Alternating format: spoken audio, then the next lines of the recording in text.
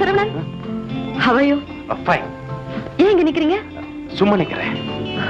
Bye. Bye.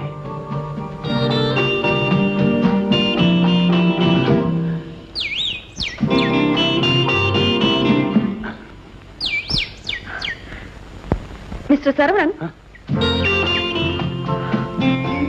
ஏன் என்ன follow பண்றீங்க? நீங்க எதை என்கிட்ட பேசணும்னு நினைக்கிறீங்க. am I correct? ஆனா கேக்குறதுக்கு வெக்கமா இருக்கு. அப்படித்தானே? பரவாயில்ல, சொல்லுங்க. நான் ஏதாவது சொன்னா தப்பா நினைச்சுக்க மாட்டீங்களே? நீங்க எப்படி நினைக்க சொல்றீங்களோ அப்படியே நினைக்கிறேன். உங்ககிட்ட தனியா பேசலாமா? இப்ப தனியா தானே இருக்கோம். அது இல்ல, பார்க்ல நம்ம 2 பேரும் உட்கார்ந்து பேசலாமா? ஏன் நின்னா உங்க பேச்சுக்கு கால் வலிக்குமா? சரி வாங்க.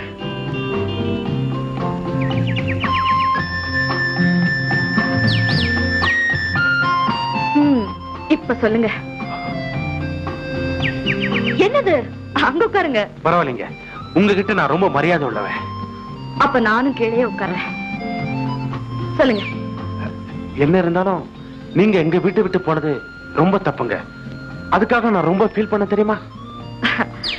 இத சொல்றதுக்காகவா இவ்வளவு தூரம் கூட்டிட்டு வந்தீங்க?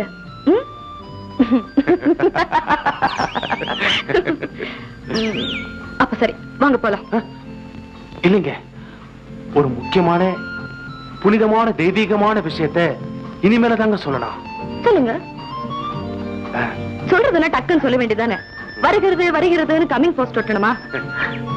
Carry on. எப்படி சொல்றதுன்னே தெரியல.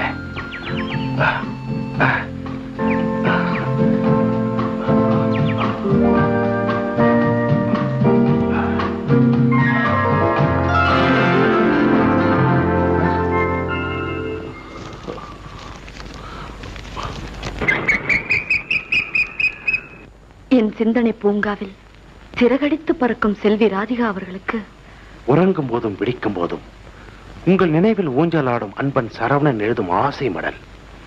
என் மனமேடையில் அமர்ந்திருக்கும் நீங்கள் என்னுடன் மனமேடையில் அமர வேண்டும் என்று விரும்புகிறேன். அதன் பின்னர்